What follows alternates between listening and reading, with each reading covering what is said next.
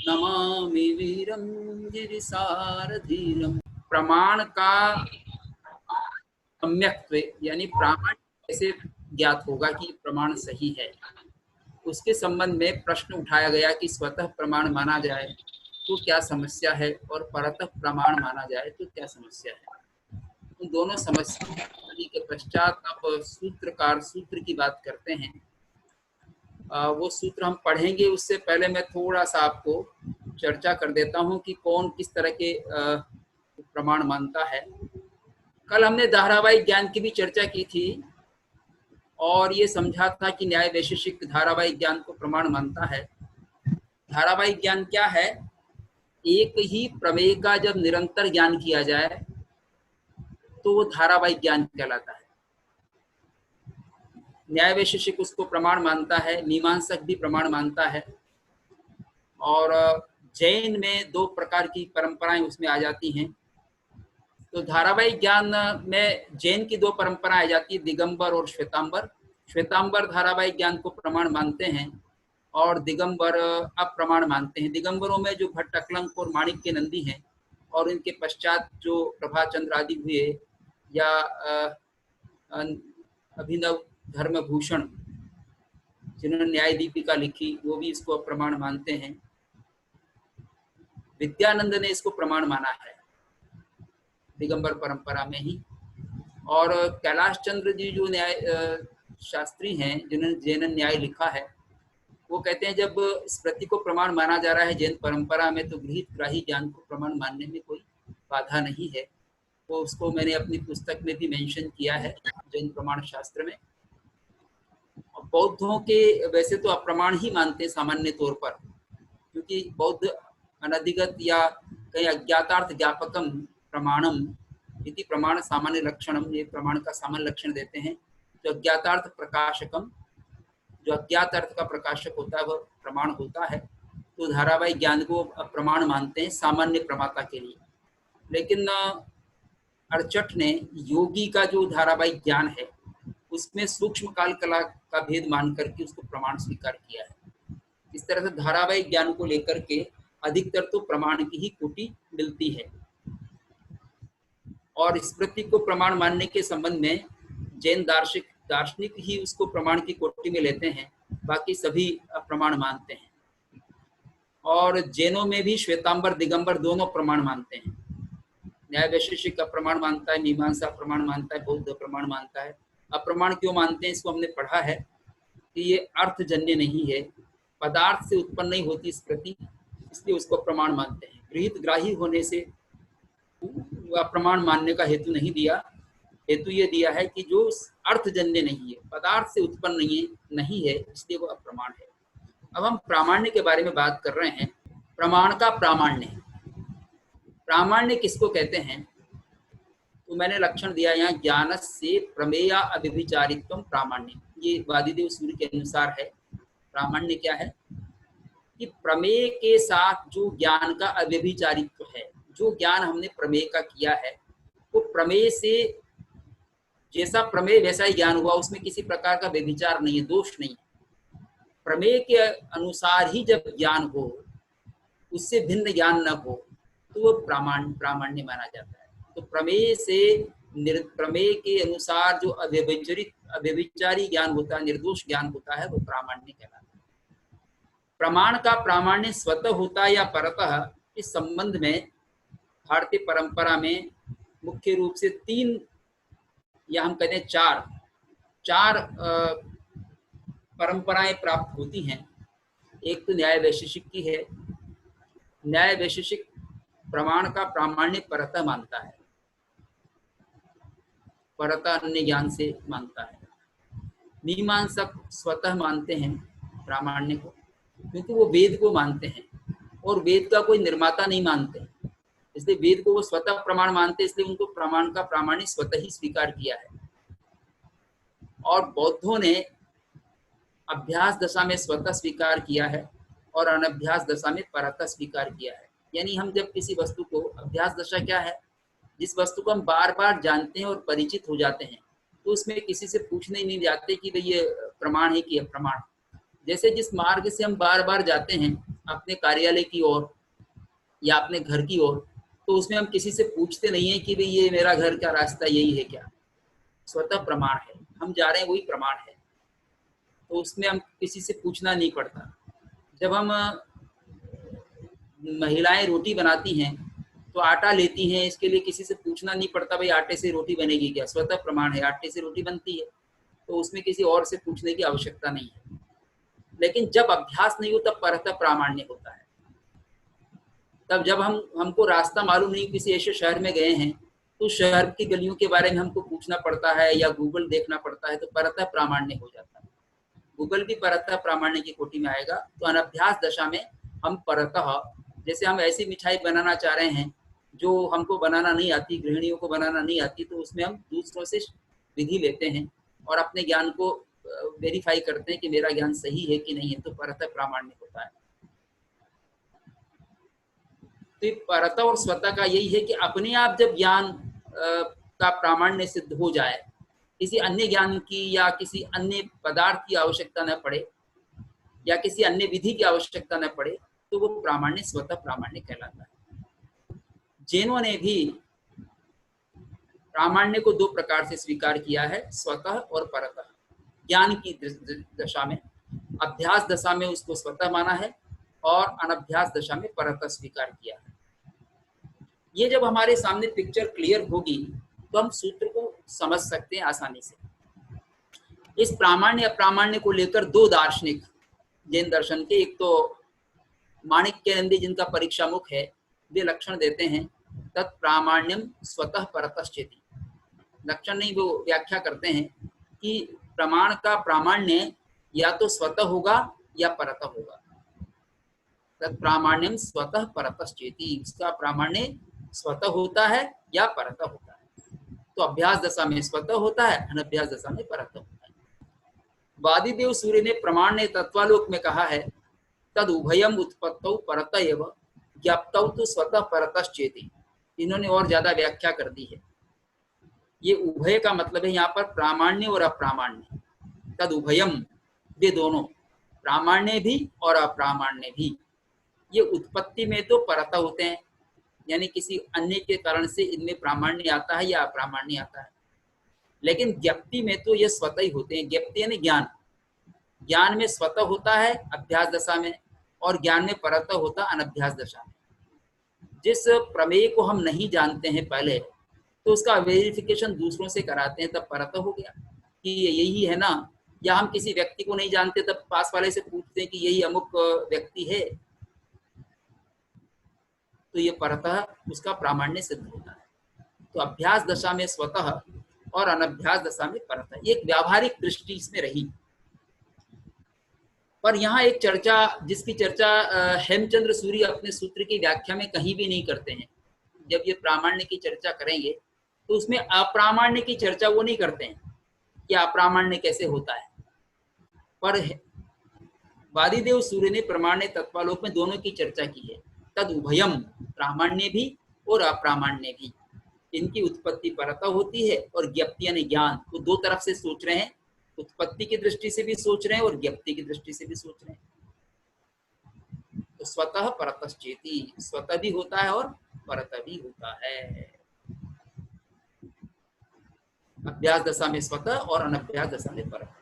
अब प्रामाण्य की चर्चा भी अगर हम साथ में करें तो न्याय वैशेषिक प्रामाण्य को भी परतः मानता है, अप्रामाण्य को भी परतः मानता है। मीमांसक प्रामाण्य को तो स्वतः मानता है, अप्रामाण्य को परतः मानता है। और बौद्ध केवल ज्ञान की दृष्टि से ही, ज्ञप्ति की दृष्टि से विचार करता है। और जैन में दोनों दृष्टि से विचार कर दिया है वादिदेव सूर्य ने। तो अभ्यास दशा में स्वतः, अनभ्यास दशा में परतः। उत्पत्ति की बात आगे की बात है कि हम उत्पत्ति कहाँ से हुई, अप्रामाण्यता कहाँ से आई। इसे परतः अप्रामाण्य का मतलब जैसे है, उत्पत्ति में मेरी आंख में विकार है, तो आंख में विकार है या वस्तु विकृत है, तो जो मैं देखूंगा आंख में विकार है तो दो चंद्रमा आ गए, तो ये परतः उत्पत्ति मानेंगे, उसको स्वतः नहीं मानेंगे, परतः मानेंगे। परतः उत्पत्ति हो गई। या वस्तु विकृत है, या कोई मौसम खराब है, या कोई प्रकाश बराबर नहीं है, तो परतः अप्रामाण्य होगा। उत्पत्ति में, लेकिन ज्ञान होने में स्वतः भी हो सकता है और परतः भी हो सकता है। इस संबंध में डॉक्टर सागरमल जी जैन कुछ नया विचार देते हैं। उन्होंने जैन भाषा दर्शन पुस्तक लिखी है, उसमें विचार किया है और कहा है कि जो अब ये वादिदेव सूरी जो चिंतन कर रहे हैं कि प्रमाण की और अप्रमाण की उत्पत्ति परतः होती है, ये एकदम ठीक नहीं है। क्यों ठीक नहीं है? क्योंकि जब ज्ञान स्वयं ज्ञेय बनता है तब उसमें प्रामाण्य स्वतः आता है, परतः नहीं आता। प्रामाण्य उसमें स्वतः ही होगा, परतः नहीं होगा, तो उसकी उत्पत्ति भी स्वतः ही होगी, परतः मानने की आवश्यकता नहीं है। ऐसे उन्होंने उसमें डिस्कशन किया है। तो और मैं समझता हूँ सागरमल जी का इसमें चिंतन बहुत ठीक है, उपयुक्त चिंतन है, और ये आगे के दार्शनिकों के लिए सर्च लाइट का काम करता है। अब हम टेक्स्ट पर आते हैं। परतः भी उसका प्रामाण्य नहीं माना जा सकता। ये विषय वो प्रतिपादित कर रहे हैं, दूसरे दार्शनिकों की ओर से कह रहे हैं, ये क्वेश्चन उठा रहे हैं स्वयं ही कि परतः भी प्रामाण्य नहीं हो सकता। क्यों? कि परतः में 3 स्थितियां बनती है। एक तो होती है ऐसे ज्ञान के द्वारा आप प्रामाण्य सिद्ध करो जो पूर्व ज्ञान ने जिसको विषय किया है उसी को विषय करने वाला ज्ञान हो। परम ही तद गोचर गोचरम व ज्ञानम, तो जो पर ज्ञान होगा, दूसरा ज्ञान होगा, वो तद गोचर यानी पूर्व ज्ञान ने जिसको विषय किया है उसी को विषय करने वाला ज्ञान होगा। अभ्युपेत वो स्वीकार किया जाएगा, एक बात। दूसरी बात, अर्थक क्रिया निर्भासम व, अर्थक क्रिया का प्रकाशन होगा, यानी अर्थक क्रिया हो जाएगी तब उसका प्रामाण्य होगा। 2 और तीसरी बताई तद गोचरानंतरियार्थ दर्शनम व, उसको विषय करने वाले, उसको विषय जिसको किया है, ये अनुमान के संदर्भ में बात कर रहे हैं। नान्तर्यकार्थ दर्शनम, एक के बिना दूसरे का न होना, दिखाई न पड़ना। जैसे धूम है तो ये अग्नि के बिना नहीं होता है, धूम अग्नि के बिना नहीं होता है, तो धूम है इससे अग्नि सिद्ध हो जाती है। तो धूम को देखकर हम अग्नि के ज्ञान का प्रामाण्य मान लेते हैं। ये होता है एक के बिना जब दूसरा नहीं हो। जैसे मैं जब वाणी से बोल रहा हूँ तो मेरी वाणी मेरे बिना नहीं हो सकती। मैं बोलूंगा तभी वाणी जाएगी, रिकॉर्डेड भी हो सकती है पर मैंने कभी बोली है तभी वो होगी। रिकॉर्डेड वाणी भी पहले कभी बोली गई है तभी होगी, बिना बोले कैसे आएगी? तो वाणी है तो किसी पुरुष के द्वारा उच्चारित है। नान्तरिकार्थ दर्शन हुआ। तच्च सर्वं स्वतो अनवधृत प्रामाण्यम अव्यवस्थितम सत कथम पूर्वम प्रवर्तकम ज्ञानम व्यवस्थापेत।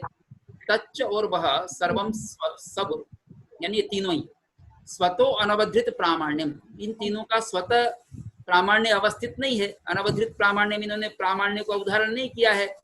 अव्यवस्थितम सत, इसलिए अव्यवस्थित होते हुए कथम पूर्वम प्रवर्तकम ज्ञानम व्यवस्थापित, पूर्व जो प्रवर्तक ज्ञान है जिसको हम प्रमाण मान रहे हैं उसको ये व्यवस्थापित कैसे करेंगे? ये तीनों ज्ञान भी कैसे व्यवस्थापित करेंगे? इन तीनों का ही प्रामाण्य व्यवस्थित नहीं है, ये तीनों उसका प्रामाण्य कैसे व्यवस्थित करेंगे? ये बात कही गई। उसके आगे कहते हैं स्वतो वास्य प्रामाण्य को अपराध, उससे अच्छा तो यह है इसका स्वतः ही प्रामाण्य स्वीकार कर लिया जाए। स्वतो वा अस्य प्रामाण्य, इसका प्रामाण्य स्वीकार करने पर वो अपराध, क्या अपराध होगा उसी को मान लो। स्वतः इसी ज्ञान का जो कि प्रथम ज्ञान है इसी का प्रामाण्य स्वीकार कर लो। प्रवर्तक ज्ञान से, प्रवर्तक ज्ञान है। देखिए जो प्रमाण होता है वो प्रवृत्ति कराने वाला होता है, इसलिए उसको प्रवर्तक कहा है। प्रमाण प्रवर्तक होता है। प्रवर्तक में दोनों चीजें होती, तीनों ही होती है, या तो हान होगा या उपादान होगा या उपेक्षा होगा, ये उसकी प्रवर्तकता है। तो प्रवर्तक ज्ञान से, जिसने पहले ज्ञान ने जो हमारी प्रवृत्ति की, प्रवृत्ति कराई, ये न तस्यापि तन्न स्यात्, उसका ही प्रामाण्य स्वीकार कर लो। स्वतोवास्य प्रामाण्य को अपराध, क्या अपराध होगा प्रवर्तक ज्ञान से? ये न तस्यापि तन्न स्यात्, जिससे उसका भी तत् न स्यात्, ये इनमें भी अव्यवस्थित नहीं होगा, अप्रामाण्य अनवधृत अप्रामाण्य नहीं माना जाएगा। न च प्रामाण्यम ज्ञायते स्वतः इत्युक्तम एव, और ये कहा गया है कि प्रामाण्य स्वतः ज्ञात नहीं होता है। परतस्तु अनवस्था, ये स्वतः नहीं ज्ञात होता है, ऊपर कह दिया। और परतः मानेंगे तो अनवस्था आ जाएगी, इसे तद गोचर गोचर ज्ञानम में आ सकती है। इति आशंक्याः, ऐसी शंका करके आगे कहते हैं सूत्र में, हेमचंद्र, ये सूत्र है। प्रामाण्य निश्चय स्वतः परतो वा, प्रामाण्य का निश्चय, प्रामाण्यस्य निश्चय स्वतः परतो वा, एक प्रमाण की प्रामाण्य का निश्चय या तो स्वतः होता है या परतः होता है, दोनों हो सकते हैं। जैन दर्शन में स्वतः भी स्वीकार किया गया है और परतः भी स्वीकार किया गया है। सूत्रकार ने यहाँ अभ्यास और अनभ्यास शब्दों को सूत्र में नहीं रखा, वृत्ति में उसको स्पष्ट किया है। तो प्रामाण्य क्या है? प्रमेय ज्ञान से अभिविचारित्वम, प्रमेय के साथ में जो प्रमेय का ज्ञान है या जो ज्ञान है, जो प्रमाण है, प्रमाणस्य प्रमेय अभिविचारित्वम, प्रमेय के साथ प्रमाण का जो निर्दोष होना है वो इसका प्रामाण्य है।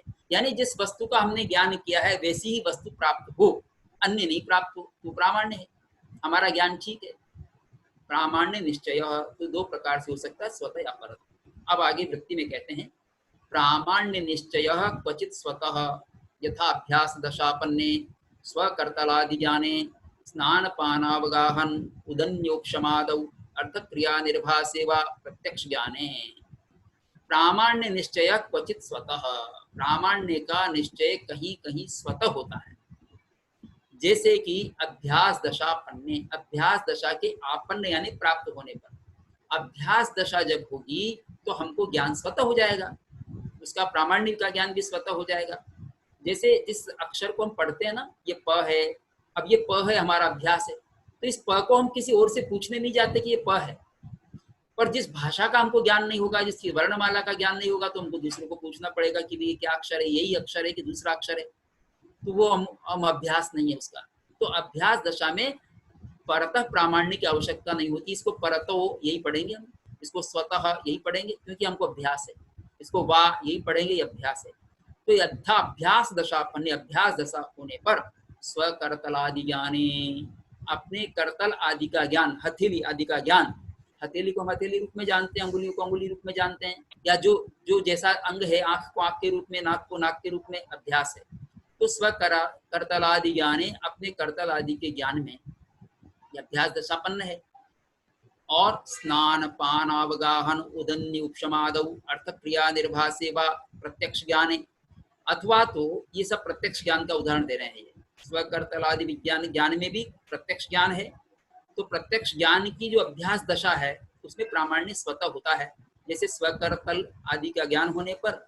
या फिर ये बता रहे हैं स्नान पान अवगाहन उदन्य उपशम, उदन्य उपशम का मतलब है पिपासा का शांत होना, प्यास का शांत होना।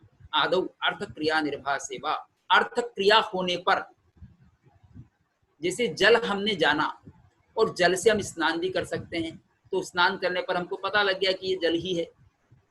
या पान कर सकते हैं, या उसका अवगाहन कर सकते हैं, उसमें तैर सकते हैं, या उसमें उदन्य उपशम कर सकते हैं, यानी कि प्यास बुझा सकते हैं।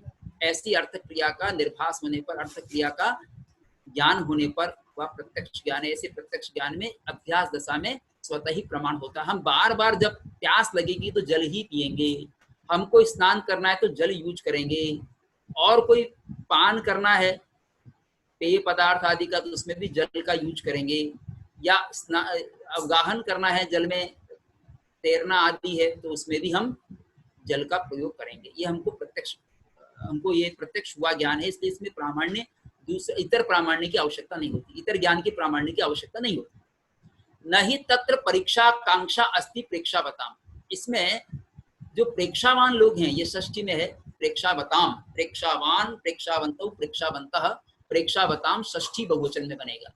प्रेक्षावताम जो बुद्धिमान लोग हैं उनको इसमें परीक्षा कांक्षा नहीं होती, यानी किसी प्रकार की इसमें परीक्षा की आवश्यकता नहीं होती, परीक्षा की अभिलाषा नहीं होती, तो स्वयं ही ज्ञात है। अब उसमें क्या जांच करो कि ये सही है कि नहीं है, परीक्षा की जरूरत नहीं है।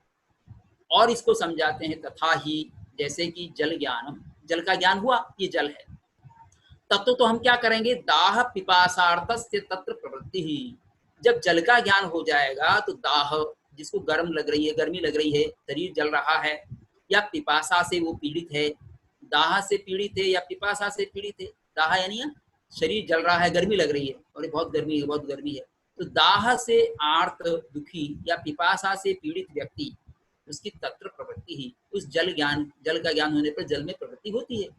ततस्तत् प्राप्ति ही, और प्रवृत्ति होने से वो जल की प्राप्ति भी होती है। तो पहले तो हुआ ज्ञान, फिर हुई प्रवृत्ति और फिर हुई प्राप्ति। वैसा ही जल मिल गया। जल का ज्ञान होने पर जल को प्राप्त करने की प्रवृत्ति हुई और फिर प्राप्ति हो गई, तो हमारा प्रामाण्य सिद्ध हो गया कि ये सही है हमारा ज्ञान। ततः स्नान पानादिनी, और तब फिर क्या होता है, प्राप्ति होने पर या तो स्नान करते हैं या पान आदि क्रियाएं करते हैं।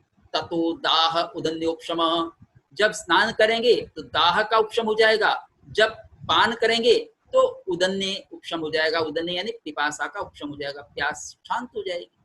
इति एतावता एव भवति कृति प्रमाता, इति एतावता एव, इतने से ही, तृतीया में एतावता एव भवति कृति प्रमाता, प्रमाता कृति हो जाता है, धन्य हो जाता है, उसका ज्ञान सार्थक हो जाता है, क्योंकि जैसा जाना था वैसी क्रिया उसने कर ली, उससे प्राप्त भी कर लिया, उसमें प्रवृत्ति की और उसको प्राप्त कर लिया, और उसकी प्यास बुझ गई, उसने स्नान कर लिया। ये इसलिए प्रमाता क्या हो गया, कृति हो गया। यही प्रमाण की सार्थकता है प्रमाता के द्वारा, कि प्रमाण से सही सही वस्तु का ज्ञान करे और उसका सही सही उपयोग करे, ये उसकी सार्थकता है। न पुनर्दाहोदन्योपशम ज्ञानम अपि परीक्षते इत्यस्य स्वतः प्रामाण्यम, और स्पष्ट कर दिया है आचार्य हेमचंद्र सूरी ने, न पुनर्दाह उदन्य उपशम ज्ञानम अपि, न पुनर्, न फिर, दाह यानी गर्मी लग रही है वो, उदन्य उपशम और पिपासा की शांति, इनके ज्ञान की परीक्षते, इनकी परीक्षा नहीं करता है, फिर से परीक्षा नहीं करता, इत्यस्य स्वतः प्रामाण्यम, इसलिए इस ज्ञान का स्वतः प्रामाण्य हो गया। जल ज्ञान का प्रामाण्य स्वतः हो गया, किसी अन्य से पूछने की आवश्यकता नहीं है, क्योंकि वैसी ही अर्थक क्रिया उससे हो गई और वैसे ही प्राप्ति हो गई, वैसी ही अर्थक क्रिया हो गई, तो अन्य से उसके प्रामाण्य की आवश्यकता नहीं है। ये तो प्रत्यक्ष ज्ञान की बात हो गई। अनुमान हेतु, अनुमान में कैसे करते हैं, अनुमान हेतु सर्वस्मिन्नपि सर्वथा निरस्त समस्त व्यभिचाराशंके। अभी देखो इन्होंने प्रमाण के भेद नहीं बताए हैं। प्रमाण दो प्रकार के मानते हैं जैन परंपरा में, प्रत्यक्ष और परोक्ष। प्रमाण के भेद किए बिना ही प्रमाण के भेदों को इसमें ले लिया है कि प्रत्यक्ष में तो ये ऐसे हो जाएगा, अनुमान में कैसे होगा, अनुमान में बता रहे हैं, परोक्ष में अनुमान प्रमाण भी आएगा। अनुमाने तो सर्वस्मिन्नपि सर्वथा निरस्त समस्त व्यभिचाराशंके स्वतः एव प्रामाण्यम। अनुमान में तो सर्वस्मिन, सभी अनुमान में, सर्वस्मिन्नपि अनुमाने तो, समस्त अनुमान में तो, सर्वथा निरस्त समस्त व्यभिचाराशंके, जब समस्त व्यभिचार की आशंका निरस्त हो जाए तब ऐसे समस्त अनुमान में सर्वथा स्वतः प्रामाण्य, स्वतः ही प्रामाण्य होता है। अनुमान का प्रामाण्य स्वतः ही होता है जब उसमें किसी प्रकार के दोष की आशंका न हो। कैसे, उसको और हेतु से समझाते हैं।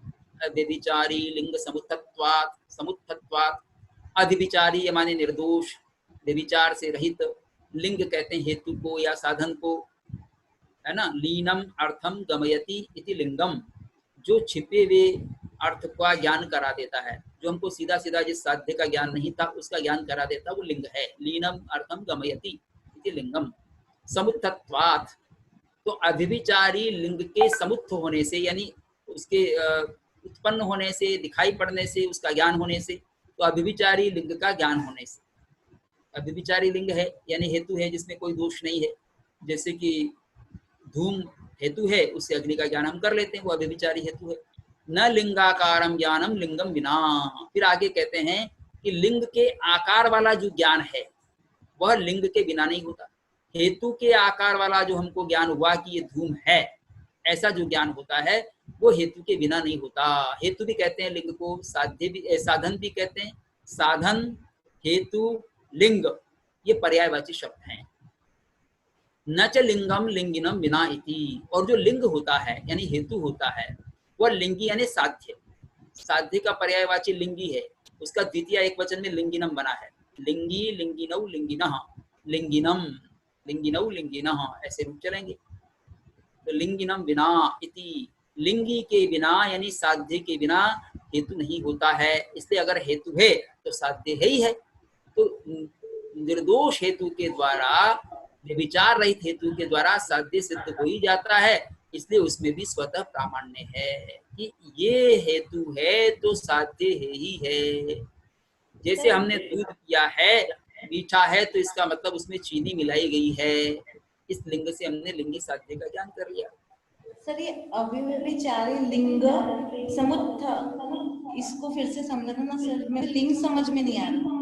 हाँ, अव्यभिचारी यानी निर्दोष लिंग के समुत्थ होने, समुत्थ तो वैसे कहते हैं उठने से यानी उत्पन्न होने से, अव्यभिचारी लिंग के प्रकाश में आने से, यूं कह सकते हैं। अव्यभिचारी लिंग के प्रकाश में आने से, हमारे समक्ष उपस्थित होने से, उपस्थित होने से कहते हैं अव्यभिचारी लिंग के यानी हेतु के उपस्थित होने से। यहाँ लिंग का अर्थ हेतु है, साधन है? नहीं। यहाँ लिंग का अर्थ हेतु है, साधन नहीं। अरे हेतु साधन एक ही बात है। हेतु और साधन और लिंग ये तीनों पर्यायवाची है, और लिंग जो ये साध्य होता है। सर ये सेकंड लाइन में जो अर्थ क्रिया निर्भासे व प्रत्यक्ष ज्ञाने दिया है, इसको एक बार थोड़ा सा बताइएगा। प्रत्यक्ष ज्ञान में अर्थ क्रिया निर्भासे व प्रत्यक्ष ज्ञान, प्रत्यक्ष ज्ञान में अर्थ क्रिया का ज्ञान होने से, अर्थ क्रिया को हम खुद जान लेते हैं। हाँ। अर्थ क्रिया हो जाती है। जैसे अर्थ क्रिया क्या हो गई, हम जल पीने पर हमारी प्यास बुझ गई, जल में हमने स्नान कर लिया, ये हमारी अर्थ क्रिया है। अच्छा। है ना, ये अर्थ क्रिया है। हमने करके जान लिया ना, अब तो जल है पक्का, प्यास बुझ गई तो जल तो है, ये पक्का हो गया ना। अब इसमें किसी से पूछने की आवश्यकता नहीं है। अच्छा, अर्थ क्रिया के बाद में वो प्रत्यक्ष ज्ञान हो गया। नहीं, प्रत्यक्ष ज्ञान तो पहले ही हो गया, अर्थ क्रिया से उसका प्रामाण्य सिद्ध हो गया। अर्थ क्रिया से उसका प्रत्यक्ष ज्ञान का प्रामाण्य सिद्ध हो गया। प्रत्यक्ष ज्ञान तो जब हमने जल देखा ना तभी हो गया। ठीक है। प्रत्यक्ष ज्ञान तो हमने जल देखा तभी हो गया, उसका प्रामाण्य जो है वो अर्थ क्रिया से सिद्ध हो गया। हमने जल पान करके देख लिया, तो इससे हमारा जो प्रत्यक्ष ज्ञान था वो प्रमाण सिद्ध हो गया। ठीक है, प्रामाण्य प्रत्यक्ष यानी प्रामाण्य सिद्ध हो गया उसका। ठीक है। तो ऐसे लिंग के द्वारा लिंगी का जब ज्ञान करते हैं तो उसमें भी स्वतः प्रामाण्य हो जाता है, किसी अन्य से पूछने की आवश्यकता नहीं होती। ऐसे हम प्रयोग कई होते हैं। जैसे मान लीजिए आपके घर के घंटी बजी है, तो बाहर कोई आया है, अब ये घंटी बजना तो लिंग हो गया, और बाहर कोई आया ये साध्य हो गया। कभी इसमें वो भी हो सकता है आपकी लाइट खराब हो रही हो बरसात के कारण से, तब घंटी बज जाए, लेकिन उस समय आपको पता होता है कि हमारी जो बिजली वो है घंटी वो ठीक नहीं है, तब आप नहीं मानोगे। लेकिन घंटी ठीक हो और जब बजे तो हम समझेंगे कि कोई बाहर आया, इसलिए हम बाहर देखने जाते हैं। ठीक है, आगे चलें। क्वचित परतः प्रामाण्य निश्चय, तो ये तो स्वतः हो गया। अब कहीं पर परतः भी प्रामाण्य का निश्चय होता है। यथा अनभ्यास दशापन्ने प्रत्यक्षे, जैसे अनभ्यास दशा के प्राप्त होने पर, प्रत्यक्ष में भी अनभ्यास दशा होती है। कहीं कहीं प्रत्यक्ष में अनभ्यास दशा होने पर हमको ज्ञात नहीं है, प्रत्यक्ष तो कर रहे हैं लेकिन हम उसमें कॉन्फिडेंट नहीं है कि हमारा ज्ञान सही है, उसका प्रामाण्य हम परतः जानते हैं। जैसे न ही तत् अर्थेन गृहीत व्यभिचारमिति तदेक विषयात् संवादकात् ज्ञानांतराद् वा अर्थ क्रिया निर्भासाद् वा नान्तर्यार्थ दर्शनाद् वा तस्य प्रामाण्य निश्चिते तेषां च स्वतः प्रामाण्य निश्चयात् अनवस्थादि दोषावकाशः न अनवस्थादि दोषावकाशः। अनभ्यास दशा में हम प्रत्यक्ष में भी प्रामाण्य का निश्चय परतः करते हैं। कैसे करते हैं इसको बता रहे हैं। न ही तत् अर्थेन ग्रहित अव्यभिचारमिति, न ही तत् अर्थेन अर्थ के साथ, पदार्थ के साथ में जिसमें ग्रहित हुआ है अव्यभिचार, अव्यभिचार निर्दोषता जहां ग्रहित नहीं हुई है, जहां पर पदार्थ के साथ में ज्ञान की अव्यभिचारिता ग्रहण नहीं हुई है, तद एक विषयात् संवादकात् ज्ञानांतराद् वा, तब उस समय हम क्या करेंगे, उसी ये जो पहले के पैराग्राफ में जो हमें पढ़ा था ना, उसी प्रकार के हेतु दे रहे हैं। तब फिर एक विषय करने वाले संवादक ज्ञान से, संवादक ज्ञानांतर से, उसी विषय को ग्रहण करने वाले अन्य ज्ञानांतर जो कि संवादक हो, जो जैसी वस्तु देखी वैसी ही प्राप्त कराने वाला हो, वैसा कोई अन्य ज्ञान हो, उससे हम उसका प्रामाण्य जान लेते हैं। कभी कभी क्या है, हम जब गुणा करते हैं ना, तो गुणा करते समय हम कॉन्फिडेंट नहीं होते कि 37 गुणा 12 कितना होगा, हमको नहीं मालूम, तो हम फिर कैलकुलेटर लेकर के उसका वेरिफिकेशन करते हैं। हमने किया है गुणा एक बार लेकिन कॉन्फिडेंट नहीं है तो कैलकुलेटर लेकर के गुणा चेक करते हैं। और कभी कैलकुलेटर खराब हो तो फिर हमारे गणित से उसका वेरिफिकेशन करते हैं। एक ही विषय है, हम गणना कर रहे हैं 37 इंटू 12 कितना होगा, तो 37 का 10 से गुणा करते तब 370 होता है, और 37 को 2 से गुणा करते तो 74 होता है। 370 में 74 जोड़ दो 444 हो जाएगा, तो 444 आना चाहिए। 444 अगर हमसे गणित बराबर नहीं है तो हम कैलकुलेटर से उसके प्रामाण्य का निश्चय करते हैं। तो तद एक विषयात, उसी विषय को ग्रहण करने वाले, एक ही विषय को जो संवादक हो, ऐसे ज्ञानांतर ये भिन्न ज्ञान हो गया, तो ज्ञानांतर जो संवादक हो उससे एक ही विषय के द्वारा हम उसका प्रामाण्य चेक करते हैं, ये परता प्रामाण्य हो गया। एक तो ये तरीका हुआ। दूसरा तरीका जो पहले ही सजेस्ट किया गया था, अर्थ क्रिया निर्भासाद व अर्थ क्रिया का प्रकाशन होने पर। अब यह अर्थ क्रिया हमको पहले अभ्यास दशा में नहीं है, अनभ्यास है, तब अर्थ क्रिया का ज्ञान कर रहे हैं, तो अनभ्यास दशा में वो परता माना जाएगा, अभ्यास दशा में तो उसको स्वतः मानेंगे। नान्तर्यार्थ दर्शनाद वा, या फिर वही अभ्यास दशा में नहीं है लेकिन जब हम किसी से ये चेक करेंगे ऐसा होने पर ऐसा होता है, यानी धूम होने पर अग्नि होती है, उसके बिना नहीं होती है, ऐसा जब ज्ञान करेंगे तो तस्य प्रामाण्य निश्चित, उसका प्रामाण्य का निश्चय किया जाता है। तेषां च स्वतः प्रामाण्य निश्चयात् अनवस्थादि दोषत्या। अब ये कहें कि इनका प्रामाण्य किससे चेक करेंगे, ये तदेक विषय संवाद ज्ञान है, अर्थ क्रिया निर्भास है, नान्तर्यार्थ दर्शन, इनका प्रामाण्य कैसे चेक करेंगे, तो उसके बारे में कह रहे हैं। तेषां च, पर इनका, उनका प्रामाण्य च स्वतः प्रामाण्य निश्चय, इनका प्रामाण्य तो स्वतः निश्चित हो जाता है। स्वतः निश्चयात न अनवस्थादि दोषत्यावकाश, इसलिए अनवस्था आदि दोषत्या यानी दुस्थिति की को अवकाश नहीं रहता, अनवस्था दोष उत्पत्ति को अवकाश नहीं रहता, अनवस्था दोष उत्पन्न नहीं होता है। क्यों उत्पन्न नहीं होता है कि ये स्वतः प्रमाण है, ये संवादक ज्ञान स्वतः प्रमाण है, अर्थ क्रिया निर्भास स्वतः प्रमाण है, और नान्तर्यार्थ दर्शनादि स्वतः प्रमाण है। इनका प्रामाण्य किसी और पर डिपेंड नहीं करता, इसलिए आगे अनवस्था दोष नहीं आएगा और ये परता प्रामाण्य माना जाएगा।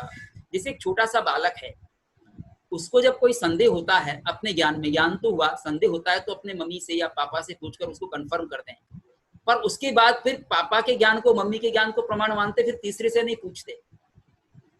पर कोई ऐसी भी बात हो सकती मम्मी पापा ने कही हो और फिर अपने टीचर से उसको वेरीफाई करें, पर टीचर के बाद किसी और से नहीं पूछते। जब संदेह का निवारण हो जाता है तो उस ज्ञान का अन्य से वेरिफिकेशन कराने की आवश्यकता नहीं पड़ती, तो इनको स्वतः प्रमाण मान करके और इनका यहीं अनवस्था दोष समाप्त हो जाएगा, ऐसे परतः प्रामाण्य हो जाएगा। शाब्दे तु प्रमाणे दृष्टार्थे अर्थाव्यभिचारस्य दुर्ज्ञानत्वात् संवादाद्यधीनः परतः प्रामाण्य निश्चय। अब तीसरे ज्ञान की चर्चा करते हैं, शाब्द की। शाब्द यानी आगम प्रमाण, शब्द से संबंधित प्रमाण शाब्द प्रमाण है, इसको आगम प्रमाण भी कहते हैं। शाब्दे तु प्रमाणे, शब्द प्रमाण में तो या आगम प्रमाण में तो क्या होता है, मुख्य प्रमाणों को ले लिया यहाँ पर इन्होंने, जो उस समय समझे जाते थे, प्रत्यक्ष, अनुमान और शब्द। औरों की चर्चा नहीं की, इनको जान लेंगे तो ही औरों का भी प्रामाण्य सिद्ध हो जाएगा इसी तरह से। अब शब्द प्रमाण में भी दो बातें होती हैं, एक तो उसका हम अर्थ देख लेते हैं, अर्थ यानी पदार्थ, दृष्टार्थ होता है। शब्द प्रमाण में या तो दृष्टार्थ होता है या अदृष्टार्थ होता है, या दृष्टार्थ और दृष्टार्थ, दो तरह के पदार्थ हैं संसार में, या तो जिनको हम देख लेते हैं या उनको नहीं देखते हैं। जैसे शब्द प्रमाण में कहा गया कि वहां पर सिंह आया है, आप कोई देख करके उसको प्रमाणित करे, उसके वन विभाग के लोग तो देख करके प्रमाणित कर लेंगे, हम बिना देखे भी प्रमाणित कर लेंगे, क्योंकि वन विभाग के लोग कह रहे हैं तो हम मान लेंगे, हमने देखा नहीं है तो वन विभाग के लोग तो उसको अपना ज्ञान करके ही प्रमाण मान लेंगे प्रत्यक्ष आदि के द्वारा। और हम जो है जब देखा नहीं है तो हम उनके ज्ञान के आधार पर मान लेंगे, अखबार में छप जाएगा तो हम अखबार के ज्ञान को प्रमाण मान लेते हैं कि भाई आया है, फोटो भी आ गया साथ में, फिर क्या है। तो शाब्दे तो प्रमाणे, शाब्द प्रमाण में तो दो प्रकार के जब अर्थ हैं, दृष्टार्थे, दृष्ट पदार्थ यानी जो प्रत्यक्ष हो रहा है, देखा जा रहा है, ऐसे पदार्थ के विषय में। अर्थात व्यभिचारस्य दुर्ज्ञानत्वात्, अर्थ की अव्यभिचारिता दुर्ज्ञान हो,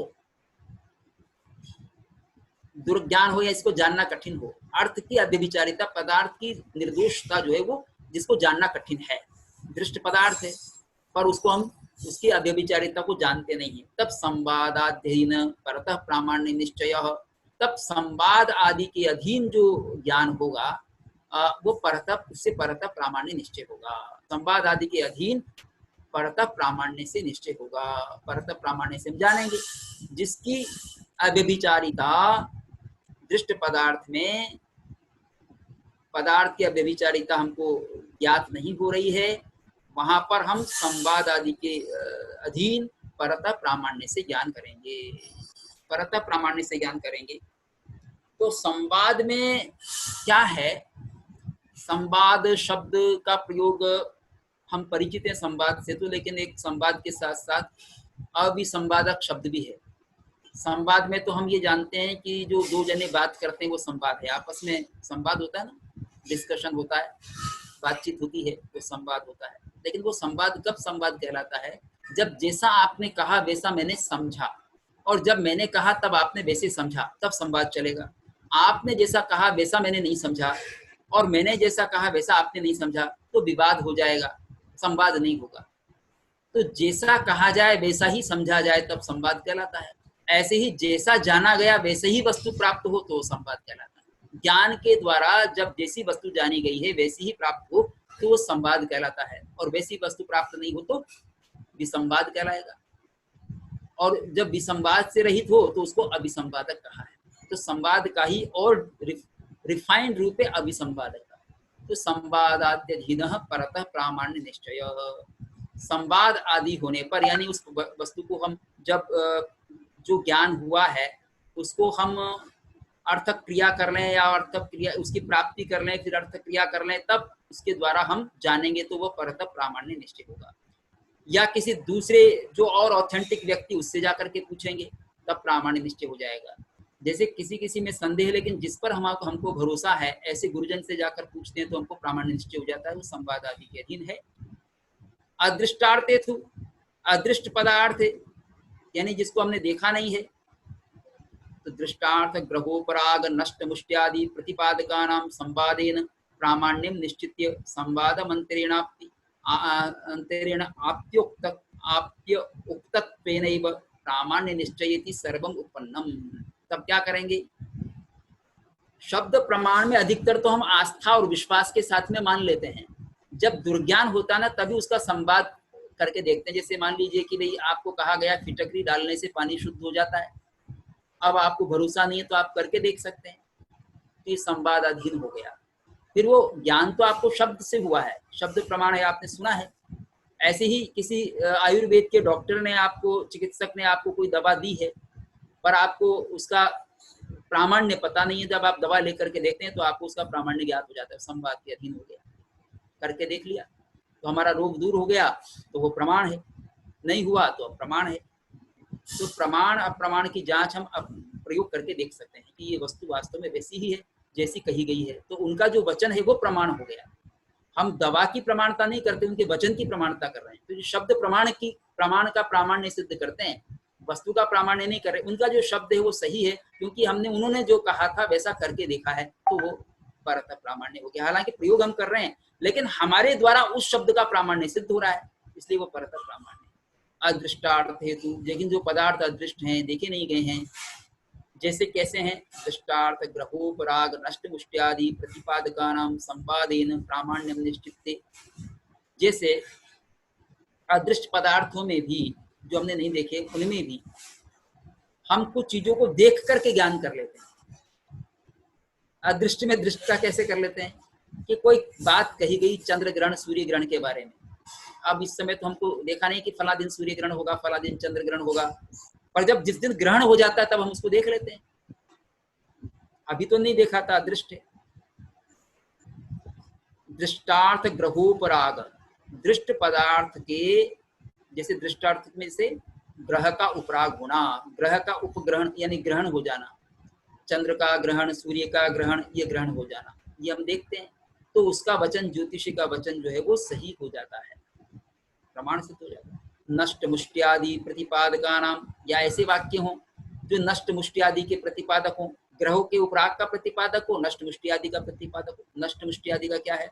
नष्ट का मतलब किसी चीज का लुप्त हो जाना, ध्वस्त हो गई, लुप्त हो गई, तो हम फिर उसका संवाद करके देखते हैं कि भाई जा करके देखते हैं या कैसे देखते हैं, तो दृष्ट देख लेने पर ज्ञात होता है कि ये सही है। मुष्टियादि प्रतिपादका नाम, या मुष्टि, पहले मुट्ठी चलाना कहते थे, मुट्ठी चलाना यानी कि एक ही तंत्र मंत्र की विद्या है, वो उस रूप में मुष्टि आई है। मुष्टियादि प्रतिपादका नाम की मुठ चला दी है, तो उस परिवार पर या उस घर पर किसी प्रकार का संकट आ जाए, वहाँ कोई बीमार हो जाए, किसी की मृत्यु हो जाए, ऐसे वाक्यों को अभी जो कि दृष्ट तो नहीं है, उस समय दृष्ट नहीं है, अदृष्ट है, लेकिन बाद में जब हम देख लेते हैं कि वह वास्तव में किसी परिवार पर इस प्रकार की घटना घटी है, तो संवादेन, उस संवाद से प्रामाण्यम निश्चित, प्रामाण्य का निश्चय करके संवादम अंतरेण यानी बिना किसी अन्य संवाद के, अन्य संवादक ज्ञान के, आप्य यानी प्राप्य, आप्तोक्तत्वेन, आप्त के द्वारा जो कहा गया वचन था उसका प्रामाण्य निश्चयति, प्रामाण्य का निश्चय कर लेते हैं कि सर्वम उपन्नम, इस प्रकार सब उचित ही है। तो यहाँ जो शब्द प्रमाण है उसका हम प्रामाण्य या तो दृष्ट अर्थ के संदर्भ में स्वतः कर लेते हैं, स्वतः कर लेते हैं यानी कि वैसे तो स्वतः का मतलब प्रयोग करके कर लेते हैं, प्रयोग करके कर लेते हैं, पदार्थ देखते हैं हम उसको, तो जीवन में देखते हैं, बार बार देखते हैं, लेकिन कुछ वस्तुओं को हमने देखा नहीं अभी तक भी, पर वो देखा नहीं तो उसका हम देख करके और ज्ञान कर लेते हैं कि हाँ ऐसा हुआ। हमारा विश्वास नहीं कि मुठ चलती है, पर मुठ चलने का प्रभाव हमने देख लिया तो हम मान सकते हैं। कोई तांत्रिक होता है तो तंत्र विद्या का प्रयोग करके, प्रयोग किया है उसका प्रत्यक्ष करके हम जान सकते हैं कि तांत्रिक विद्या भी होती है। या मंत्र का कोई प्रभाव होता है कि मंत्र का हम जाप करके देख सकते हैं कि मंत्र का भी कोई प्रभाव होता है, क्योंकि ऐसी वस्तुओं के प्रति जो अदृष्ट हैं हर एक का विश्वास नहीं होता, हमारा विश्वास नहीं होता, उसको करके देखने पर ही विश्वास होता है। पर इस संदर्भ में कई बार झूठी अफवाहें भी चलने लगती हैं, इसलिए हर एक बात पर विश्वास करना कठिन होता है। इसलिए इसमें तो हो जाने पर ही विश्वास होगा कि हाँ इनका कथन सही था, नहीं तो एक का सही होने पर 20 जो है उसमें दुरुपयोग करने लगते हैं उस विद्या का, और दूसरों को डराने लगते हैं, ऐसा हो जाएगा वैसा हो जाएगा, होता नहीं तो डराने लगते हैं। तो ऐसे डरने की जरूरत नहीं है, तो संवादक होने पर ही उसको सही मानो, नहीं तो नहीं मानो, तो उसका प्रामाण्य परतः होगा। ऐसे संवाद मंत्रेण, अन्य दूसरे संवाद के बिना भी आप्य यानी प्राप्त, जो जैसा जाना है वैसा प्राप्त, आप तो आप्त पुरुष के द्वारा, आप्त कौन है? यथार्थ वक्ता आप्त, जो यथार्थ जैसा है वैसा कहने वाला आप्त पुरुष होता है। उक्तत्वेन, उसके द्वारा कहे जाने से प्रामाण्य निश्चय, प्रामाण्य का निश्चय होता है कि सर्वम उत्पन्नम, सब कुछ समुचित है, उचित है, उत्पन्नम। अब ये हो गया प्रामाण्य की चर्चा, इतनी ही की है इन्होंने। इसके बाद इसी सूत्र में जो अन्य दार्शनिक प्रमाण का लक्षण देते हैं उसकी परीक्षा कर रहे हैं।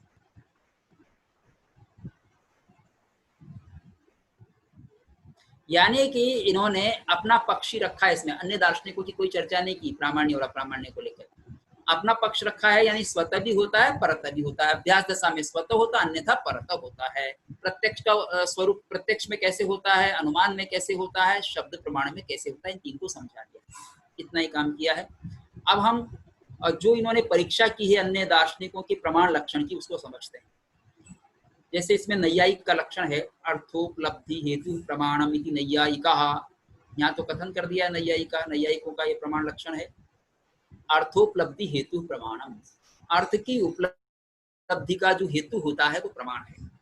हेतु मतलब यहाँ साधन है, अर्थोपलब्धि साधनम प्रमाणम, अर्थ की उपलब्धि का मतलब ज्ञान है, पदार्थ के ज्ञान का जो साधन होता है वह प्रमाण होता है। अब वो साधन भी करण के रूप में होता है वैसे, यानी साधकतम होता है, तो करणम प्रमाणम जो कहलाता है उसी का ये पूर्व रूप है अर्थोपलब्धि हेतु प्रमाणम। अर्थ के ज्ञान का जो साधन है वह प्रमाण है, जिससे हमको अर्थ का ज्ञान होता है, पदार्थ का ज्ञान होता है। ये लक्षण दिया गया है न्याय वार्तिककार उद्योतकर के द्वारा। इसके पहले न्याय भाष्य में हमको लक्षण प्राप्त होता है अर्थोपलब्धि साधनानि प्रमाणानि, अर्थ की उपलब्धि यानी ज्ञान के जो साधन होते हैं उनको प्रमाण कहा जाता है। उसी को इन्होंने रिफाइन करके अर्थोपलब्धि हेतु प्रमाणम कह दिया है।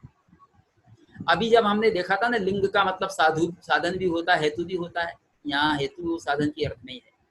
अर्थ की उपलब्धि में जो साधन होता है वह प्रमाण है, इति नैयायिका, ऐसा नैयायिक कहते हैं। नैयायिकों में यहाँ उद्योतकर कह रहे हैं न्याय वार्तिककार। फिर आगे कहते हैं तत्र अर्थोपलब्धौ हेतुत्वम यदि निमित्तत्वमात्रं तदा तत् सर्वकारक साधारणमिति कर्तृकर्मादिरपि प्रमाणत्व प्रसंगः तत्र अर्थोपलब्धौ, उनमें वहां पर अर्थ की उपलब्धि में यानी अर्थ के ज्ञान में, तत्र अर्थोपलब्धौ हेतुत्वम यदि निमित्तत्व मात्रम, अर्थ के ज्ञान में हेतुता, अर्थ ज्ञान करने में हेतु यदि निमित्त मात्र को माना जाए, जो भी उसमें कारण बन रहे हैं, निमित्तत्व मात्रम, यदि निमित्त मात्र को अर्थ की उपलब्धि में हेतु माना जाए तो एक समस्या पैदा हो जाएगी। क्या समस्या पैदा हो जाएगी? कि उसका निमित्त तो प्रमाता भी है, प्रमेय भी है। इसलिए कह रहे हैं तदा तत् सर्व कारक साधारणमिति, वो सभी कारकों में साधारण हो जाएगा, क्योंकि सभी कारक उसके निमित्त बनते हैं। कोई भी क्रिया के होने में है और करण भी निमित्त बनता है, और भी निमित्त बन सकते हैं, संप्रदान अपादान आदि भी बन सकते हैं, अधिकरण भी बन सकता है।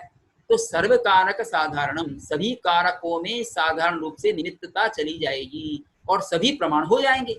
यानी कि ज्ञान करने वाला या प्रमाता भी प्रमाण हो जाएगा, प्रमेय भी प्रमाण हो जाएगा, करण भी प्रमाण हो जाएगा, संप्रदान भी प्रमाण हो जाएगा, अपादान भी प्रमाण हो जाएगा, अधिकरण भी प्रमाण हो जाएगा। संबंध तो कारक नहीं है। तो तदा तत् सर्व कारक साधारणमिति, सभी कारक जो है वो साधारण रूप से निमित्त होते हैं क्रिया में। तो जानने अर्थ की उपलब्धि में जो है साधन, किसी भी निमित्त को साधन मान सकते हो आपकी अर्थ की उपलब्धि, यानी ज्ञान कैसे होता है, अर्थ की उपलब्धि कैसे होती है, तो उसमें अगर हेतु निमित्त को मानते हो तो सर्व कारक साधारण में, तो निमित्त मात्र मानने पर तो सभी कारक साधारण रूप में प्रमाण हो जाएंगे। कर्तृकर्मादेरपि प्रमाणत्व प्रसंग, और सर्व कारक साधारण होने में कर्ता और कर्म आदि का भी प्रमाणत्व प्रसंग हो जाएगा। यानी कर्ता को भी प्रमाण मानना पड़ेगा और कर्म को भी प्रमाण मानना पड़ेगा, आदि से और बाकी के ले सकते हैं। यानी कि प्रमाता भी प्रमाण हो जाएगा और प्रमेय भी प्रमाण हो जाएगा, क्योंकि प्रमाता भी जानने में हेतु है और प्रमेय भी जानने में हेतु है, इसलिए सभी प्रमाण हो जाएंगे। सर इसका कोई छोटा सा एग्जाम्पल, कुछ एग्जाम्पल जैसे मान लीजिए मैं जान रहा हूँ घट को, है ना, इसको जान रहा हूँ घट को जी, और उसमें हम लक्षण दे रहे हैं अर्थोपलब्धि हेतु प्रमाण, कि पदार्थ के ज्ञान में जो साधन होता है वो प्रमाण होता है। अब साधन का अर्थ यहाँ कर दिया निमित्त मात्र, कोई भी निमित्त बने, कोई भी उस जानने में निमित्त बनता है। तो जानने की क्रिया में निमित्त, देखो मैं भी बन रहा हूँ और घट नहीं होगा तो जानूंगा कैसे, घट भी बन रहा है, और मेरा जो चक्षु है वो भी बन रहा है, यानी चक्षु से होने वाला ज्ञान भी बन रहा है। तो सभी करण बन गए, ये भी सभी प्रमाण बन जाएंगे, मैं भी प्रमाण बन जाऊंगा, घट भी प्रमाण बन जाएगा और चक्षु भी या चक्षु से होने वाला ज्ञान भी प्रमाण बन जाएगा। तो इस तरह सब प्रमाण बन जाएंगे, ऐसा कहना है। आई बात समझ? जी जी, धन्यवाद। अथ अगर आगे कहते हैं अथ कर्तृकर्मादि विलक्षणम, कर्ता कर्म आदि से विलक्षण, यानी कर्ता और कर्म आदि से भिन्न विलक्षण। करणम हेतु शब्देन विवक्षितम, अगर करण को यहाँ हेतु शब्द से कहा गया है, करण का ही कथन करते हैं। वैसे इन्होंने तो व्याख्या करने के लिए ऐसे ही करते हैं, खंडन करते समय व्याख्या ज्यादा कर देते। तो करणम, करण हेतु शब्देन विवक्षितम, हेतु शब्द से यहाँ करण विवक्षित है, यानी अर्थोपलब्धि करणम प्रमाणम, ऐसा कह सकते हैं। हेतु का अर्थ यहाँ करण है। तो कर्तृ कर्मादि विलक्षणम, कर्ता कर्म आदि से विलक्षण यानी भिन्न जो करण है वो हेतु शब्द के द्वारा विवक्षित है। विवक्षित का मतलब वक्तुम अभिष्टम, वो विवक्षित हुआ जिसको कहना चाह रहे हैं। तो यहाँ हेतु शब्द से क्या कहना चाह रहे हैं, करण कहना चाह रहे हैं। अगर ऐसा है तो कहते हैं तरही तत् ज्ञानमेव युक्तम, तो करण ज्ञान को ही मानना युक्त है, उचित है। न इंद्रिय सन्निकर्ष आदि, इंद्रिय सन्निकर्ष आदि को करण मानना उचित नहीं है। न्याय दर्शन में इंद्रिय सन्निकर्ष आदि को भी कहा है। इंद्रिय को, इंद्रियार्थ सन्निकर्ष को, निर्विकल्पक ज्ञान को करण की कोटि में लिया है, तो प्रत्यक्ष में लिया ऐसा। तो इंद्रिया और इंद्रिय सन्निकर्ष जो है, इंद्रियार्थ सन्निकर्ष, इनको प्रमाण मत मानो। अगर करण को अगर प्रमाण मान रहे हो तो करण तो ज्ञान को मानो, ज्ञान में भी उत्तम, ज्ञान को ही मानना उचित है। ये ज्ञान को भी मानते हैं, ये निर्विकल्पक ज्ञान को मानते हैं प्रमाण के रूप में। और सविकल्पक ज्ञान जो है वो व्यापार हो जाता है और फिर उससे हे उपादेय का ज्ञान जो है प्रमाण फल हो जाता है, ऐसा मानते हैं। तज्ज्ञानमेव युक्तम, ज्ञान होना ही उचित है। न इंद्रिय सन्निकर्ष आदि, इंद्रिय सन्निकर्ष आदि जो है उनको प्रमाण मानना उचित नहीं। क्यों उचित नहीं है? यस्मिन् ही सति अर्थ उपलब्धो भवति स तत्करणम। यस्मिन् ही सति, जिसके होने पर, अर्थ उपलब्धो भवति, पदार्थ उपलब्ध होता है यानी पदार्थ ज्ञात होता है, स तत्करणम, वह उसका करण होता है। यस्मिन् ही सति, जिसके होने पर, अर्थ उपलब्धो भवति यानी पदार्थ ज्ञात होता है, स वह तत्करणम, उसका कर्ण होता है। तो ये साधकतम होना चाहिए। अब आगे इसी बात को समझा रहे, न च इंद्रिय सन्निकर्ष सामग्री आदौ सत्यपि ज्ञानाभावे सभवति। न च इंद्रिय सन्निकर्ष सामग्री आदौ सत्यपि ज्ञानाभावे सभवति। इंद्रिय सन्निकर्ष की जो सामग्री होती है, इंद्रिय और अर्थ के सन्निकर्ष, सन्निकर्ष का मतलब निकटता, जिससे हम इंद्रिय से जिस पदार्थ को जान रहे हैं उस पदार्थ के निकटता में आते हैं। इंद्रिय और पदार्थ का जो संयोग है वो सन्निकर्ष कहलाता है। तो इंद्रिय सन्निकर्ष सामग्री आदौ, इंद्रिय और पदार्थ के, इंद्रिय और अर्थ के सन्निकर्ष की सामग्री आदि होने पर भी ज्ञानाभावे, ज्ञान नहीं होता है, सभवति, ज्ञानाभावे भी स न च सभवति, वह नहीं होता है। इसलिए साधक तमम ही करणम अगवित फलम च तदिश्यते। इसलिए साधक तम जो होता है उसी को करण मानना चाहिए, और वो अव्यवहित फल वाला होता है, यानी उसके तुरंत बाद फल हो जाता है। उसके पहले वाले जितने भी साधन हैं वो करण नहीं कहलाते। करण तो जो साधकतम होता है जिसके बाद में फल मिल जाता है, तो फल तो हमको ज्ञान होने के बाद ही मिलता है। और फल क्या है? हे उपादेय का ज्ञान, कि हे उपादेय है या उपेक्षणीय, ये ज्ञान हो जाता है, ये फल हुआ। तो हम हे का हान कर देते हैं, उपादेय का उपादान कर लेते हैं, और उपेक्षणीय की उपेक्षा कर देते हैं। ये अव्यवहित फल होना चाहिए, तुरंत बाद होना चाहिए। इंद्रिय और सन्निकर्ष जो है वो अव्यवहित फल वाले नहीं हैं, उनके बाद तो ज्ञान होता है, ज्ञान होने के बाद में फिर हम उसका हान उपादान आदि करते हैं। अगर व्यवहित फल वाले को करण मानते हो तो आगे कह रहे हैं व्यवहित फलस्यापि करणत्वे, अगर जहां साधन के बाद में और फल के बीच में व्यवधान पैदा हो जाता है, दूसरा कुछ हो रहा है, ज्ञान हो रहा है इत्यादि हो रहा है, तो करणत्व अगर उसको करण मानते हो, जैसे इंद्रिय को करण मानते हो, इंद्रिया सन्निकर्ष को करण मानते हो, और उनके बाद होने वाले ज्ञान को करण नहीं मानते हो, तो फल में व्यवधान पैदा हो जाएगा। अगर फल में व्यवधान होने पर भी करण मानते हो तो कह रहे हैं दधि भोजनादेरपि तथा प्रसंग, फिर तो दही और भोजन आदि को भी करण मानना पड़ जाएगा, उसका भी प्रसंग आ जाएगा। दही भोजन आदि को कैसे करण मानने लगेंगे कि भाई हम दही खाते हैं तो हमारी इंद्रियां काम करती है, भोजन करते हैं तो हमारी इंद्रियां काम करती है, देखने का काम करते हैं, भोजन नहीं करेंगे, ये सेवन नहीं करेंगे कुछ भी, तो इंद्रियां भी कमजोर हो जाएंगी। तो दधि भोजन आदि को भी फिर तो करण मान लो, क्योंकि इनके होने पर हमारी इंद्रियां काम करती है, इंद्रियां काम करने पर फिर सन्निकर्ष होता है, सन्निकर्ष होने पर फिर ज्ञान होता है, ज्ञान होने पर हम हान उपादान उपेक्षा करते हैं। तो दधि भोजन आदि के भी उस प्रकार का प्रसंग आ जाएगा, ये तर्क है। सर संधि इंद्रिय सन्निकर्ष और इंद्रिय में क्या अंतर हो जाएगा सर? देखिए ऐसा है, इंद्रियां तो हमारे शरीर में है, शरीर में है इंद्रियां। अब सन्निकर्ष कैसे होता है? जैसे मान लीजिए हमने हाथ में कोई पुस्तक ली, तो पुस्तक मेरे हाथ से टच हो रही है, तब मैंने पुस्तक को मेरी स्पर्श इंद्रिय से जाना, ये स्पर्श इंद्रिय के साथ में पुस्तक का सन्निकर्ष हुआ। जब मेरी जीभ मेरे मुख पर है और मैंने फल का स्वाद लेना है तो फल को मुख पर रखा, तो रसनी इंद्रिय के साथ में उस आम का या फल का संयोग सन्निकर्ष हुआ, ये सन्निकर्ष हुआ। घ्राणेन्द्रिय में, जब घ्राणेन्द्रिय नासिका मेरे शरीर में है, लेकिन जिस वस्तु की सुगंध मुझे लेनी है तो उसकी सुगंध मुझे जब अंदर नाक में जाएगी तब मुझे उसका ज्ञान होगा, तो सन्निकर्ष हो जाएगा। चाहे पुष्प हो, इत्र हो इत्यादि जो भी सुगंधित या दुर्गंध वाली पदार्थ हो, उनका ज्ञान हो जाएगा। इसी तरह से शब्द जब कान में जाएगा तब मुझे शब्द का ज्ञान हो जाएगा। लेकिन चक्षु का इस तरह से है कि चक्षु का जैन तो दूर से भी ज्ञान कर लेते हैं, दूर से यानी अप्राप्यकारी मानते हैं, क्योंकि वस्तु चक्षु से छूती नहीं है, छुए बिना जान लेती है। पर नैयायिक आदि उसका भी सन्निकर्ष मानते, इंद्रियार्थ सन्निकर्ष मानते, इंद्रिय और पदार्थ का, चक्षु इंद्रिय का पदार्थ के साथ संयोग हुआ, यानी कि दूर से ही हमने देखा, संयोग तो है दूर से, पर वैसा संयोग स्पृष्ट नहीं हो रहा है, छू नहीं रहा है। तो जो हमारे कांटेक्ट में तो है कि हम उसको देख सकते हैं, इस तरह के कांटेक्ट में आ गया तो वो इंद्रियार्थ सन्निकर्ष हो गया। तो इंद्रिय और सन्निकर्ष में इस तरह से भेद है।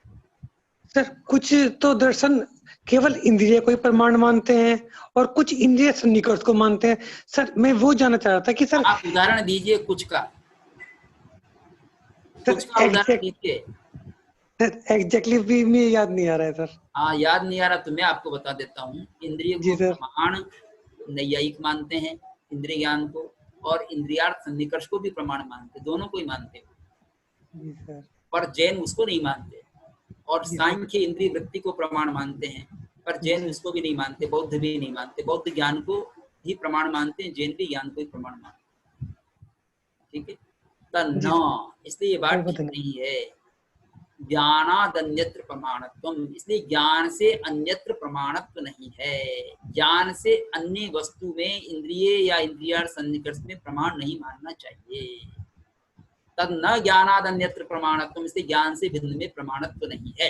ये जैनों ने अपना मत सिद्ध कर दिया, क्योंकि जैन जो है वो ज्ञान को ही प्रमाण मानते हैं, वही साधकतम है, उसी के बाद हमको हे उपाधि आदि का ज्ञान होता है, वैसी क्रिया होती है, अर्थ की प्रतिपत्ति होने पर प्रवृत्ति होती है। अन्यत्र उपचारात, अन्यत्र अगर हम मानते हैं तो उपचार से माना जाता है। ये बात क्यों कह रहे हैं अन्यत्र उपचारात? इसलिए कह रहे हैं कि जैसे हम शब्द प्रमाण मानते हैं, और शब्द प्रमाण मानते मानते हम आगम को प्रमाण मानते हैं, और आगम को प्रमाण मानकर हम जो छपा हुआ आगम उसको भी प्रमाण मान लेते हैं।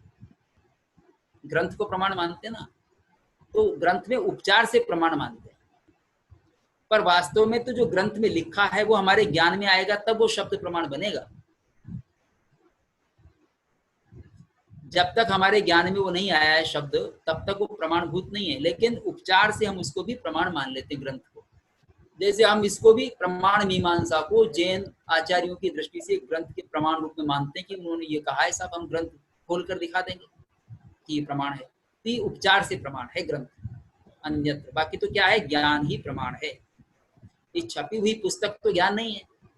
ज्ञान तो हमारे, जब इसको जानेंगे तब हमारे में ज्ञान प्रकट होगा, क्योंकि ज्ञान तो आत्मा का गुण है, अजीव का गुण नहीं है। ये तो अजीव है पुस्तक, इसका गुण नहीं है ज्ञान, पर इससे हमको ज्ञान होता है, इसलिए इसको भी हम क्या मानेंगे, प्रमाण मान लेंगे। ये उपचार से मानेंगे, नहीं तो क्या होता है, ज्ञान ही प्रमाण होता है।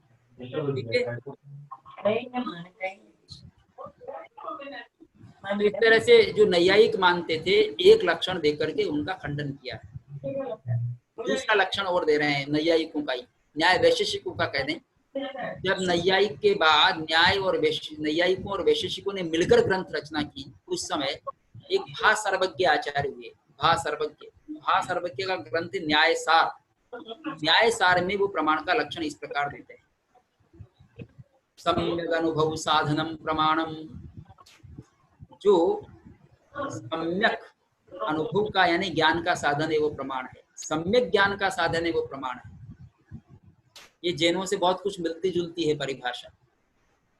सम्यक अनुभव साधनम, ज्ञान का साधन प्रमाण है। ये ज्ञान को प्रमाण नहीं कह रहे, ज्ञान के साधन को प्रमाण कर रहे हैं। तो सम्यक जो ज्ञान का साधन है वो प्रमाण है। इत्यत्रापि, इसका खंडन कैसे कर रहे हैं, इत्यत्रापि यहाँ पर भी साधन ग्रहणात्, यहाँ भी साधन शब्द का ग्रहण किया गया है। कर्तृकर्म निरासेन करणस्य प्रमाणत्वं सिद्ध्यति। यहाँ जो साधन शब्द का प्रयोग कर दिया, यहाँ तो हेतु शब्द का प्रयोग किया था, तो कर्ता और कर्म को भी प्रमाण मानने की बात आ गई थी। अब यहाँ ये इसकी आवश्यकता नहीं है। साधन से यहाँ हम समझेंगे साधन ग्रहणात्, साधन शब्द का ग्रहण करने से कर्तृकर्म निरासेन, कर्ता और कर्म का तो निराश हो गया, वो तो प्रमाण की कोटि में नहीं आएंगे, क्योंकि साधन तो कर्ण ही होता है। तो कर्ता और कर्म का निराश हो जाने से, खंडन हो जाने से कर्णस्य प्रमाणत्वं सिद्ध्यति, कर्ण की ही प्रमाणता सिद्ध होती है। तथाप्य अव्यवहित फलत्वेन, फिर भी अव्यवहित फल होने से, अव्यवहित फल किसका होगा? ज्ञान का ही होगा। साधक तमत्वम ज्ञानस्येविति, साधक तमत्व किसमें होता है? ज्ञान का ही होता है। इति एव इति तदेव प्रमाणत्वेन एष्टव्यम, इसलिए ज्ञान को ही प्रमाण मानना चाहिए। हालांकि ये जो है न्याय वैशेषिक का है, तो ये साधन के रूप में इंद्रिय को भी प्रमाण मानते हैं, इंद्रियार्थ सन्निकर्ष को भी प्रमाण मानते हैं, तो उसको प्रमाण नहीं मानना चाहिए, ऐसा हेमचंद्र का कहना है। और साधकतम होने से ज्ञान को ही प्रमाण मानना चाहिए। प्रमाणत्वेन एष्टव्यम, एष्टव्यम यानी अभिलषितव्यम, इच्छ धातु का बना है, इश धातु का, इश का इच्छ हो जाता है, लेकिन यहाँ तो तव्यत प्रत्यय लग गया है इश के साथ में, तो एष्टव्यम बनेगा। अब एक लक्षण ले रहे हैं बौद्धों का।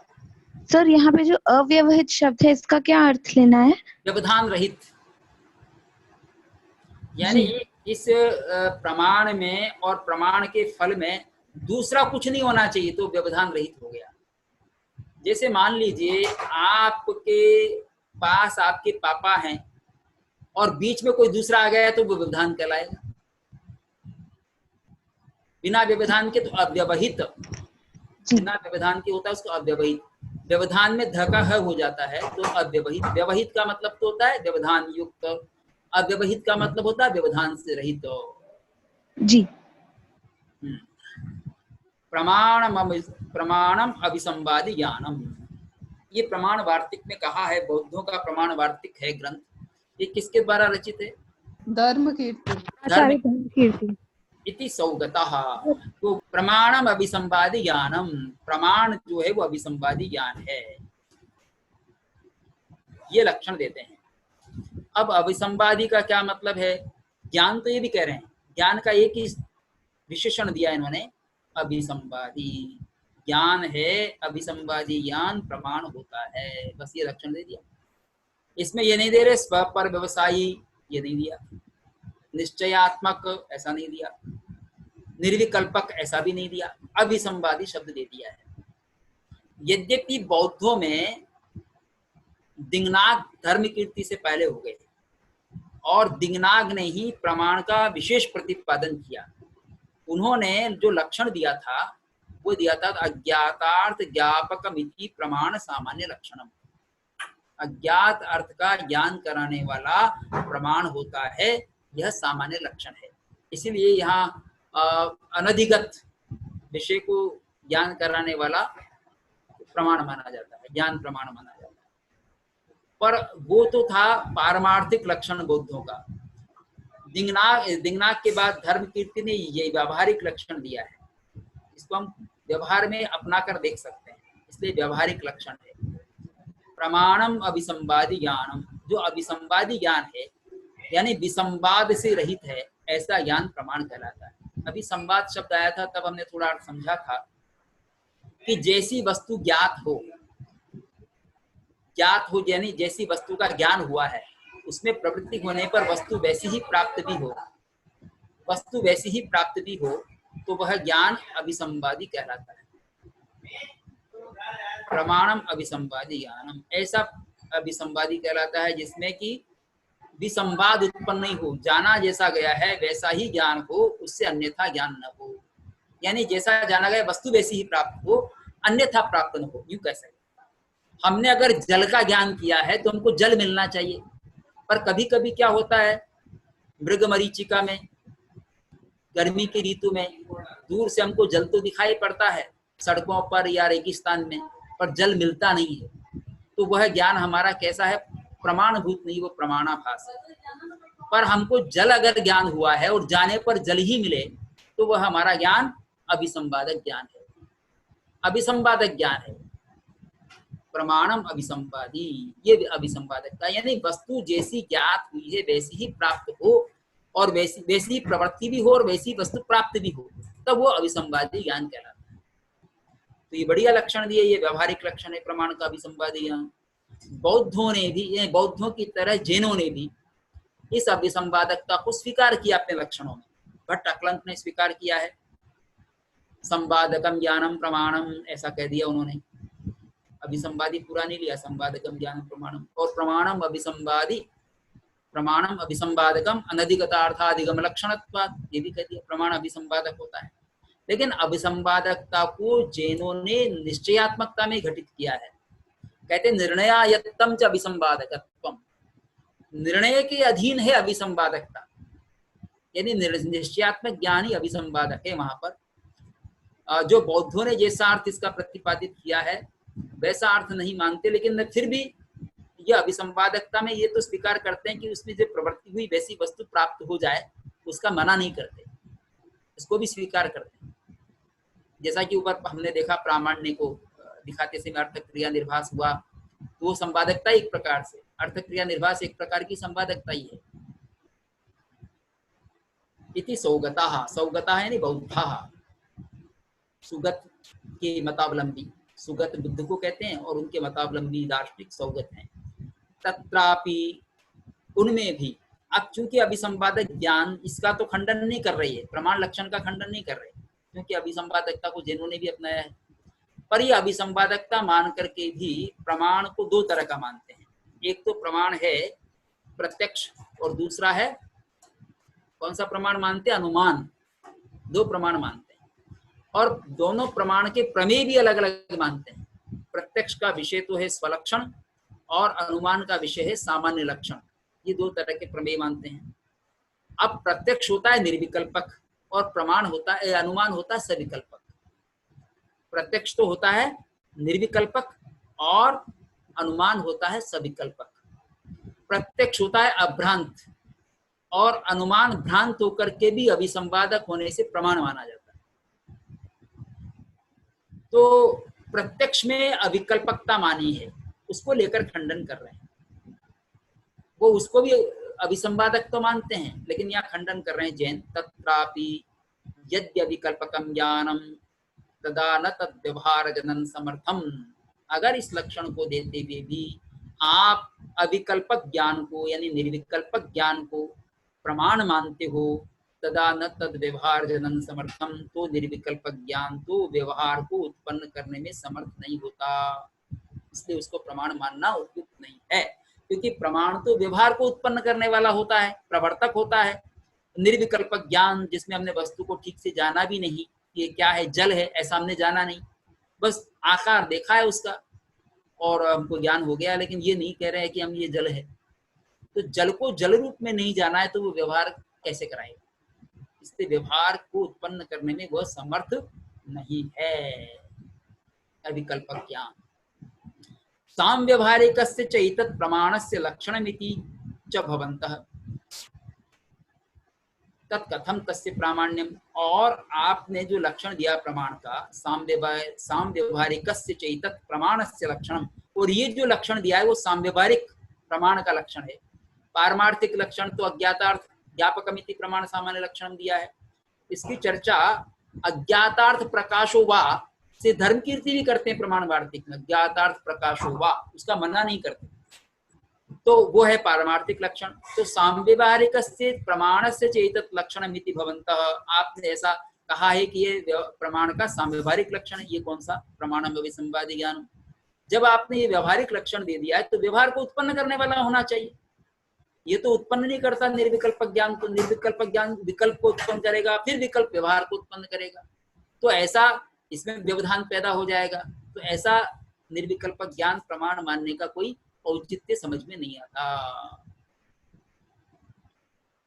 आगे कहते हैं तत्कथम तस्य प्रामाण्यम, तो इस निर्विकल्प ज्ञान का प्रामाण्य कैसे हुआ?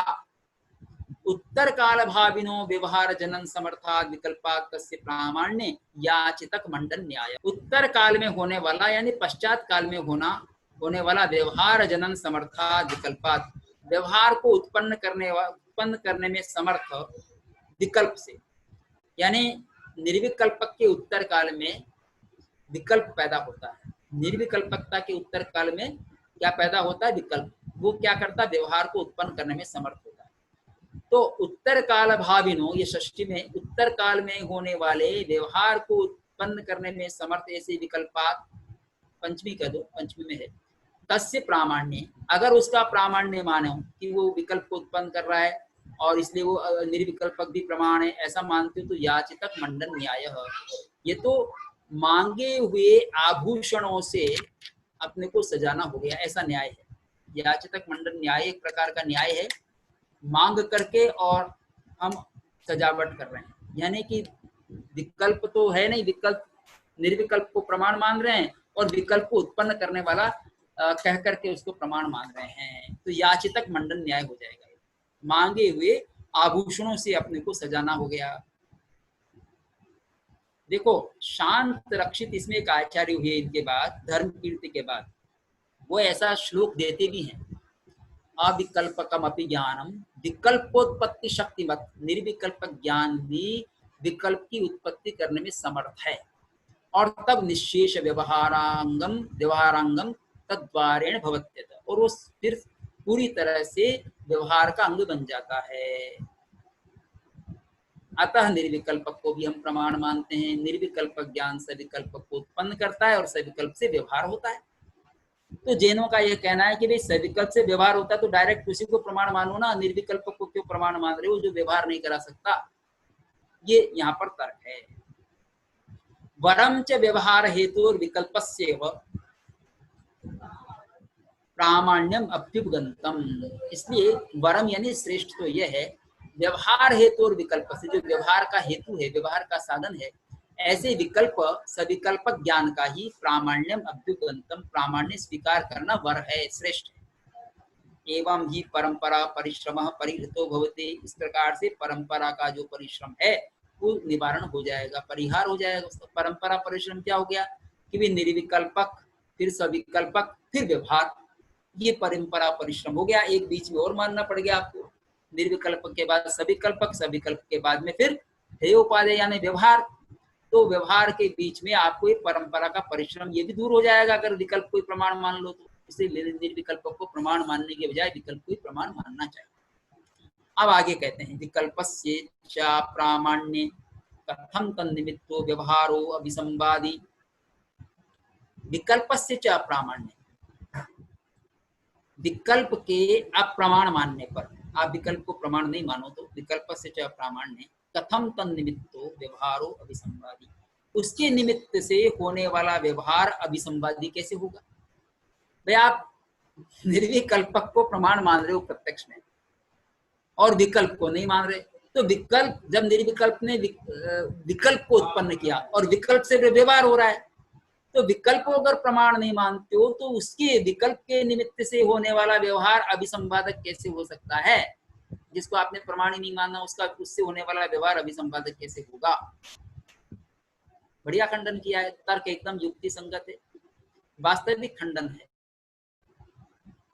आगे कहते हैं ये जो पाठ है ना पुस्तक में, ये ठीक है, दृश्य पढ़ लेना चाहिए, दृष्टि की जगह दृश्य और विकल्प की जगह विकल्प।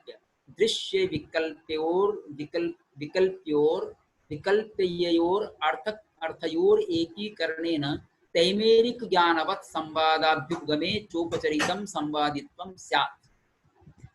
तो पदार्थ है, तो दृश्य और विकल्प है। दृश्य तो जो हमने प्रत्यक्ष देखा है, जो निर्विकल्पक है, जिसमें दृश्य को ज्ञान करने वाला जो दृष्ट है, ज्ञान निर्विकल्पक ज्ञान दृष्ट है, और जिसने दृश्य को स्वलक्षण को जाना है। तो दृश्य को ज्ञान करने वाला जो दृष्ट है और विकल्प का ज्ञान करने वाला जो विकल्प है, तो दृष्ट तो हो गया निर्विकल्पक और विकल्प दृष्ट दृश्योर अर्थयोर। अब यहाँ जब अर्थ की बात कर रहे हैं तो ज्ञान नहीं आया, इसलिए विकल्प और दृश्य कहा है, क्योंकि अर्थयोग की बात कर रहे हैं। ज्ञान की बात होती दृष्टि और विकल्प, दृष्टि और विकल्प हो जाता, दृष्टि विकल्प और ज्ञान और एकीकरण।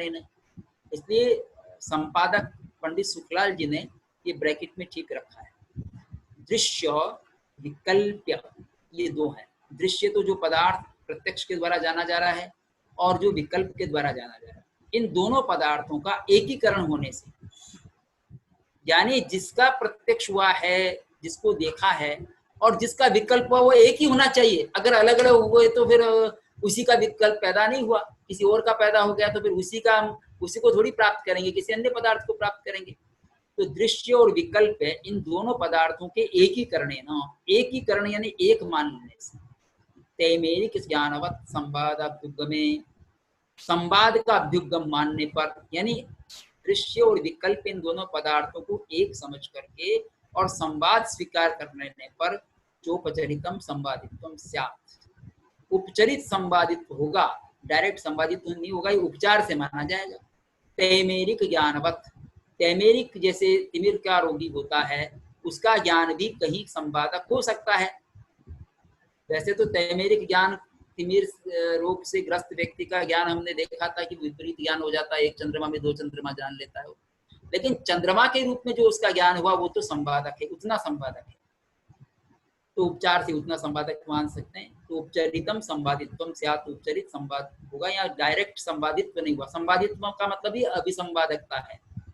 तस्मात् अनुपचरितम अभिसंवादित्वम प्रमाणस्य लक्षणम इच्छता निर्णय प्रमाणम इष्टव्य इति।